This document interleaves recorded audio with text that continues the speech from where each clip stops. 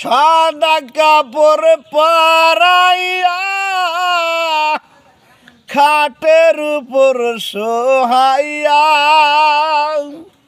সাদা কাপড় পরাইয়া খাটের উপর সোহাইয়া, মারে তোমরা কই যাইতাছো লহিয়া ও গ্রামবাসী, একটু দাঁড়াও মারে দেখি, নয়ন ভৈরা মাইরে দেখি ইয়ো গ্রামবাসী, একটু দাঁড়াও মাইরে দেখি।